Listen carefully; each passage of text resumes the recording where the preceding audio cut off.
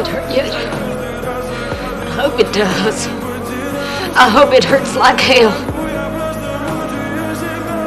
John Coffey, you have been condemned to die in the electric chair by a jury of your peers, sentence imposed by a judge in good standing in this state. Do you have anything to say before sentence is carried out?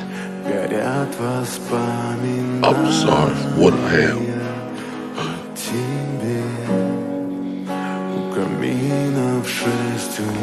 Please, boss. Don't put that thing on my face. Don't put me down. I was afraid of the dark. All right. May God